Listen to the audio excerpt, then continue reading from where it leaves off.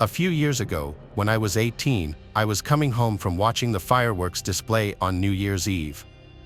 It was 3 a.m. when I reached my safe, family-friendly, nothing ever happens neighborhood.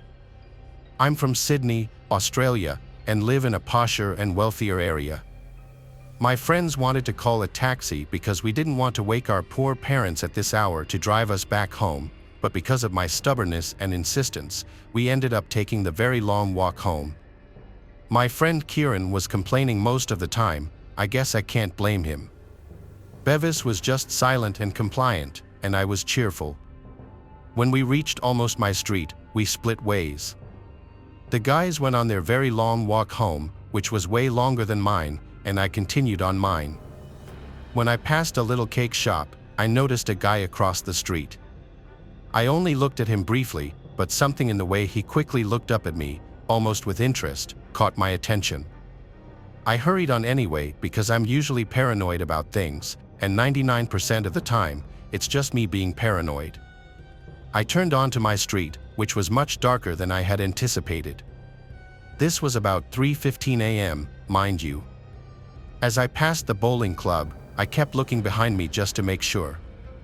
It was getting quite cold and dark, so I started feeling creeped out, but there was no one behind me, no one anywhere as far as I could see.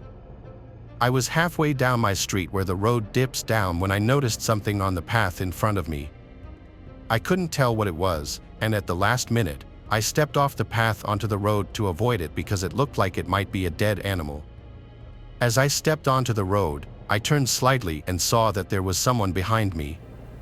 They weren't too close, but they weren't too far away either, and I remember my heart leaping into my throat because I hadn't seen them before, and for them to have gotten that close in that short space of time, something about it didn't sit well with me. When I told people about this later, they said that I should have been quite suspicious then. It was 3 a.m. in the morning, and you're quietly walking behind a girl, not even bothering to keep a safe distance. Like, if you're really innocent, you would take measures to emphasize that, right? I couldn't see who it was, nor could I tell if it was male or female because it was just a black figure to me. It was a very brief glimpse. I was scared, though, so I whipped out my phone and started to call Kieran. I kept calling him, but silly Vodafone couldn't connect to him.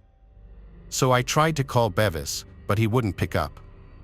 I kept this up at least 5 times, getting increasingly anxious but daring not to look behind me to see if he was still there. I'm glad I didn't actually. I think I would have really freaked out if I had confirmed it. By that time, I'd reached my driveway, and I hurried up it thinking I was safe. But as I was halfway up, I looked over my shoulder again, just really quickly, and I saw the figure there again. The way I explained this next bit is going to be hard because I was really confused and muddled. On one hand, it may have looked like he was merely passing my driveway, but on the other hand, I am much more certain that it looked like he was just about to step onto the driveway as if to walk up. At that precise moment that I thought that, it occurred to me that he might be my brother Hubert because no one else would bother walking up my driveway. Even if some guy was following me, it never occurred to me that he would really go to the lengths of going up my driveway as well. I thought I was completely safe because I had the advantage of having my house close by when he started following me. However, something about the build of this figure didn't seem like Hubert to me, so I hurried on anyway. My beautiful, wonderful, amazing mother had stayed up to wait for me, and I'm so glad because she opened the door for me as soon as I knocked. I hate to imagine what would have happened if I'd had to wait for a while.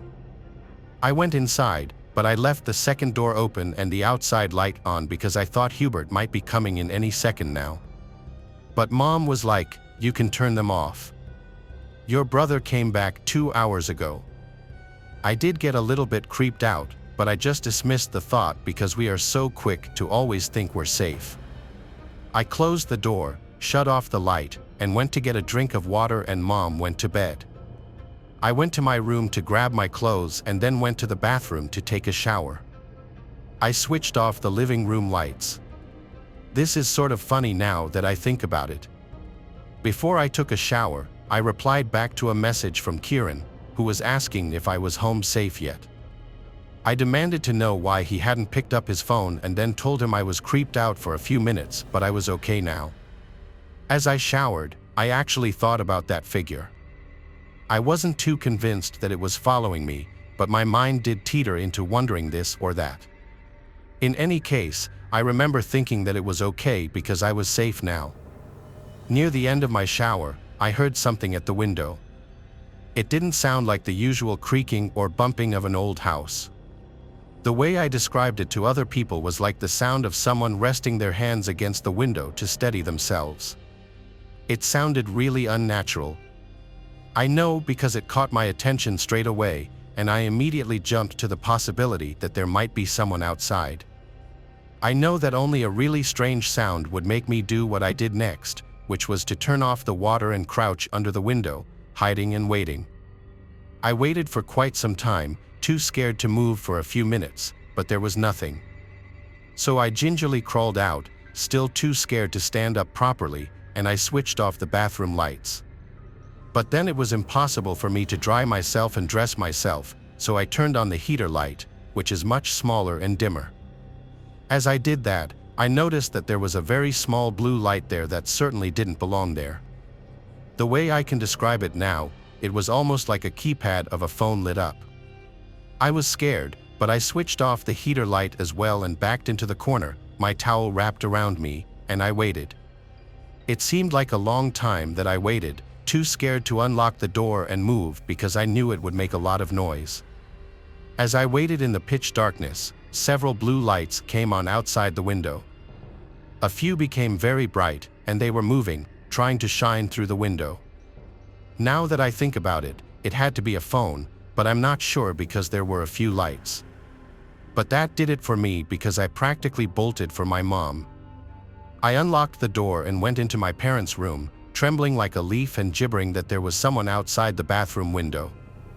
I was clearly very upset, so Mom ushered me around, trying to find a safe room for me to change into. Dad apparently heard the footsteps hurrying back down the driveway, and I'm glad he did because the situation feels so surreal to me now that I'm not even sure if it really happened. Maybe I imagined it all, but this is confirmation that it wasn't just my imagination. I was so shaky, and I slid into bed and couldn't sleep until morning. Even when it was morning, I was terrified, especially when I heard Dad leave the house and go into the backyard. That was the lesson I learned. I'm never walking home again at night. I'm even a bit worried during the daytime now. We never did find out who it was. People wonder if it was the same person I passed earlier, but for some reason, I didn't think so. My brother doesn't think so either.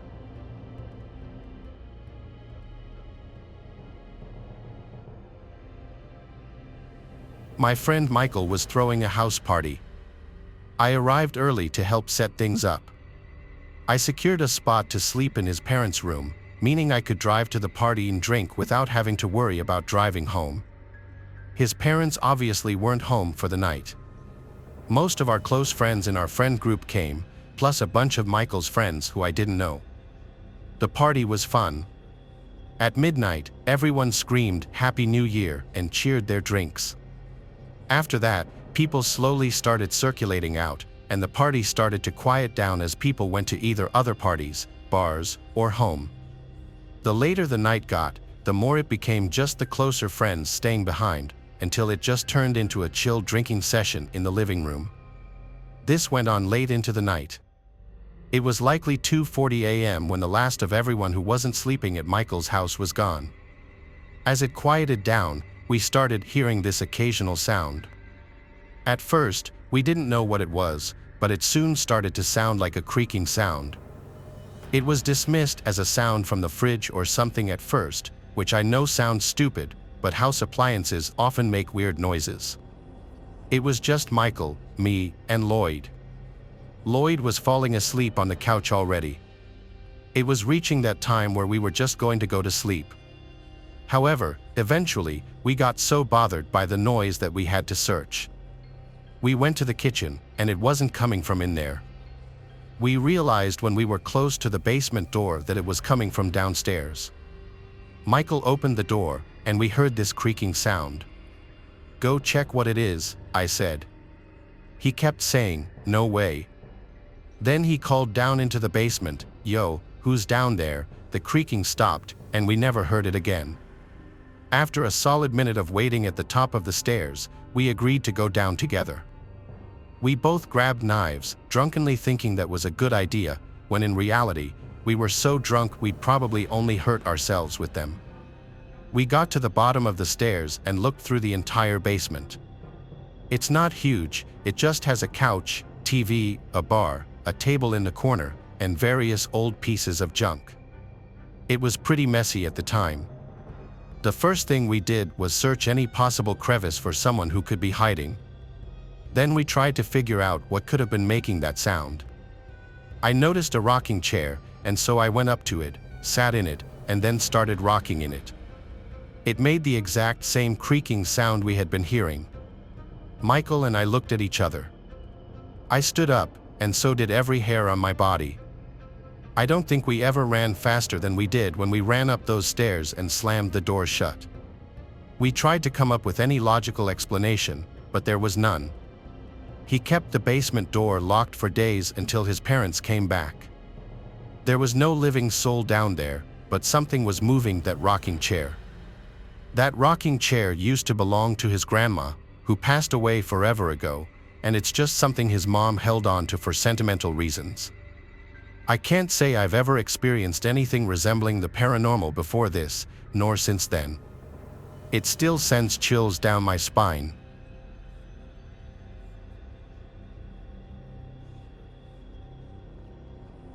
This happened just last year. It was New Year's Eve, and my wife and I were having friends over to our house. There were about 15 other people coming over, and we were going to have somewhat of a party. After everybody arrived, we had some food, and I talked with everyone. We played some games as well.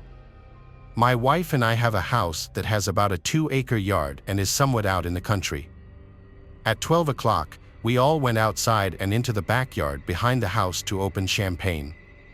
Obviously, we didn't want to open it inside and have it spray all over the furniture, plus it wasn't that cold out. We stayed outside in the backyard for maybe a total of 10 minutes, then everybody went back in. All of our friends stayed until roughly 1 a.m. and then started leaving. By 1:30, everyone was gone. My wife and I cleaned up a bit and were very tired. I remember that my wife went upstairs to our bedroom, and I was finishing up loading the dishwasher downstairs in the kitchen. After I did so, I started to walk away, and I heard what I thought was my wife walking down the hallway. The hallway was out of my sight, it was kind of near the stairs, and I was around the corner from it.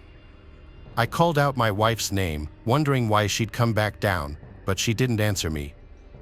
I remember that I walked over there, which took me maybe 10 seconds. When I got there, I saw nothing. I was sort of confused, but I figured that my wife hadn't heard me calling for her and she just went back upstairs. I went upstairs and then got ready for bed. I didn't bother to ask her if she had just been downstairs or anything. So after I got ready, I turned out the lights and got in bed. Everything became silent, and that's when my wife asked me if I heard that. I hadn't heard anything. I sat up and asked her what she had heard, and she told me that it sounded like somebody was walking around downstairs. I listened closely, and then I sort of heard it. I walked over to the doorway and opened it up very quietly. Now I could hear much better, and somebody was definitely down there. They must have been who I had heard earlier. It really creeped me out, but then I heard the footsteps starting to walk up the stairs. I quickly closed the door back up and locked it. My wife already had her phone and was dialing 911. We then went into the bathroom connected to our bedroom, which also had a locking door on it. This would give us a little bit of extra space and safety. We were told that the police would be there within 10 minutes. As we were inside of the bathroom, we didn't really hear much. We were both trying to figure out who the person in the house was and how they had gotten in. Then out of nowhere, I heard somebody banging on our bedroom door. I did my best to try to ignore it. Hopefully, whoever was there would not be able to break through. This went on for quite some time though. At one point, it stopped, but then it picked back up again several minutes later. Finally, at last, the police arrived. When they did, they entered the house, and I heard them yelling from downstairs. I really couldn't hear what they were saying though. We did not leave the bathroom because it wasn't safe to come out yet. We heard yelling on and off for the next 10 minutes. Finally, we heard police officers' voices, and we were told that it was safe. The person inside of our house was a man who we didn't know. He was caught and had snuck into the house after we all went outside. Then he hid until we were going to go to bed. When the police got there, he threatened them and claimed to have a weapon, even though he didn't. Eventually, they were able to get him to come downstairs. I think the guy was on drugs or something. He did mess up our house a little bit, but I'm glad that everyone was okay. I still can't believe that while our friends and us were inside, the guy was hiding in our house somewhere. That was the craziest New Year's Eve ever.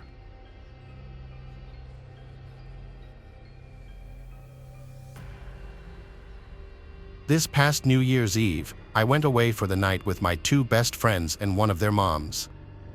I was home for the holidays from college, and my friend Yarezi invited me to go to Palm Springs to celebrate New Year's with her mom and our friend Nadia. I didn't have any other plans, so I decided to go with them. We went to a cool city about an hour from where we live that is big on shopping and resorts. We planned to have a pretty calm night, watch the ball drop at a block party downtown, and have a few drinks at the bar.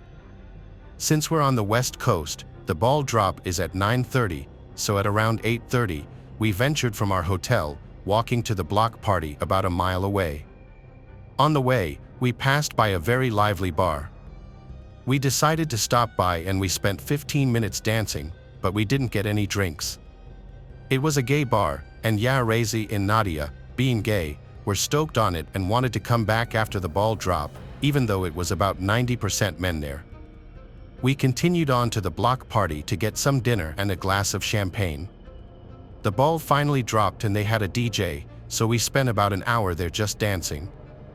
After we got tired of it, we decided to head back to the bar and hang out there until midnight. Once we got there, Yareze's mom paid for a drink for each of us but left soon after that because she was tired. It's about 10:30 at this point, and Yarezi, Nadia, and I are enjoying our drinks and having fun dancing.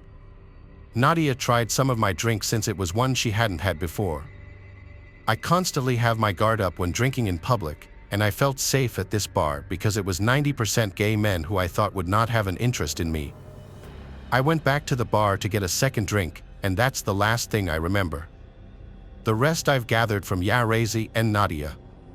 Almost immediately after getting my second drink, I asked Nadia to go to the bathroom with me because I wasn't feeling well, even though I was completely fine 10 minutes before. Once in the bathroom, I just collapsed on the floor and was almost unresponsive.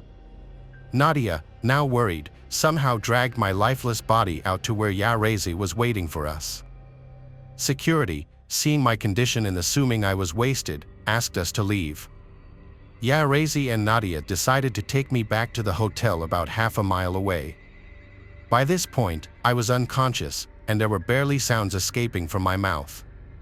They saw someone leave the bar at the same time as us who was walking near us, but they were preoccupied with trying to keep my lifeless body off the ground. At one point, I threw up all over myself, them, and the sidewalk. The next part of the story we had to get from Yarezi because Nadia doesn't have much memory of this. Still struggling to carry me, the man they saw leave the bar approached them. He was hitting on Nadia, trying to get her to grab a drink with him. She was very agitated and told him to leave, saying her friend needed help right now. He didn't take no for an answer and continued to follow us down the street, asking if we wanted to get drinks with him and if he could help carry me and such. A middle-aged woman witnessing this came up and told the man off, saying something along the lines of, "Stop harassing these young women or I'm going to call the police." Thankfully, he left after that. Next, by some miracle, an EMT and his wife, enjoying the holiday, ran into us on the street.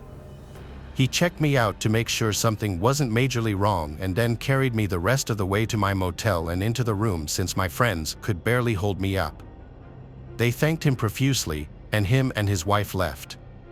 This is where Nadio's memory kicks back in a little bit. 5 minutes later, they get a knock on the door, and it's the EMT and his wife again. They came to let us know that a man followed us to the hotel, and they just saw him hop the gate and start to make his way to our room. My friends called hotel security, but they were unable to find him. My friends didn't get a glimpse of him, but I'm sure it was the same man from earlier. I spent the rest of the night vomiting everything in my body in dry heaving. After that, I woke up the next morning in a pile of pillows and blankets on the bathroom floor. My last memory was at the bar getting a second drink, and my friends filled me in on everything that happened. Feeling like crap, I thought I must have drunk way too much, but I've never blacked out before in my life, and the amount of drinks I had, only 2 in 2 hours, since I didn't get to my second at the bar, didn't add up to me being completely unconscious. We all decided that my first drink had to have been drugged since Nadia had some of it and had no memory of our walk even though she was fully functional. I'm sure that the man that was talking to Nadia and then followed us back was the one that slipped something in my drink. To this day, I don't really know how I could have been slipped something because I got my drink from the bar and never set it down.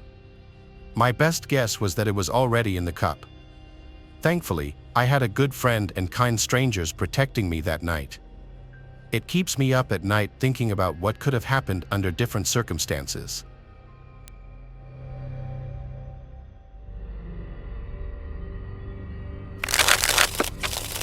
Thanks for watching the video. Subscribe to the channel and turn on notifications to watch the latest videos.